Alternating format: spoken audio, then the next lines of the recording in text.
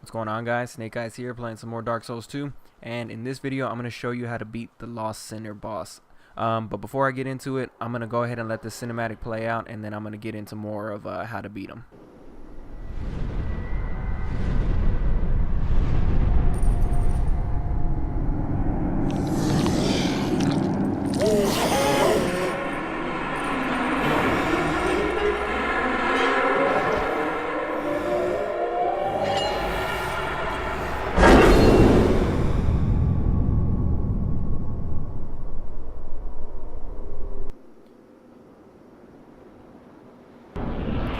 Alright, so you can see right there, this is actually the first time that I got into this fog gate, and that's because I beat him on the first try.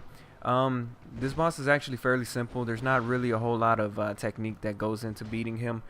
All you really have to do is just make sure you have enough stamina, keep your shield up, make sure you block all of his attacks, and don't get greedy. Go in for one attack, and I only recommend doing one attack unless you can attack really fast with whatever weapon you're using. Because as you can see earlier, I actually got hit by him. That's something that you want to avoid, because a real easy fight can turn bad real fast if you decide to get greedy. And other than that, that's pretty much it. As you can see, I'm dancing around him. There's really, as far as these melee bosses, nothing to it. All you really have to do is just wait for them to attack, circle around them, and just give them a hit or two.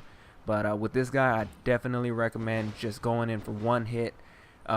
Mainly for stamina. You got to keep your eye on your stamina just in case he decides to swing a couple of attacks and you can't dodge him. And two, because he actually jumps back pretty fast. So this is actually one of the easier boss fights that I've had, and it actually kind of surprised me that this is actually the first Great Soul that you get.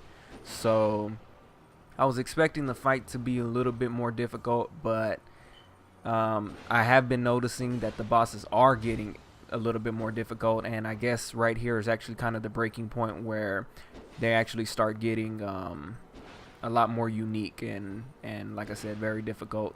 But there's really not much else to this boss fight. I really wish I could say more, but that's pretty much it. A little bit later on, when you beat this boss, if you go down, you can actually get a fragrant branch of yore, and you can use that fragrant branch to actually unpetrify one of the NPCs. I actually did a video yesterday when I unpetrified, I forgot his name, but he's in the Lost Bastille, and he actually trades boss souls for weapons. So that's actually a very important item that you want to get, and make sure that you grab that. And as you can see, after you deal enough damage to him, he can stagger. So like I said, pretty simple boss fight. I am probably going to use his soul to maybe get a great sword as soon as I can go ahead and go back to him. I think his name is Strayed. I'm actually going to talk a little bit more about that NPC, but that's for a different video. And when you see him covering his eyes like that, I'm assuming, and I haven't tried it, but I'm assuming that the scorpion is actually messing with him that went into his eye in the beginning cinematics. So I think you can get a couple free hits on there. I'm not too sure, because I didn't really want to risk it, being that this was the first try and I didn't want to mess it up. And as you can see right there, Great Soul Embrace, that's actually one of the main bosses that you're going to need to beat so you can progress in the story even more. And there's nothing really else to this boss. I'm sorry I couldn't really be more helpful, but as long as you circle around him and block all of his attacks, you really shouldn't have a problem. But I hope you guys enjoyed this video. Leave a like if you did, subscribe if you haven't already, and until next time, take care.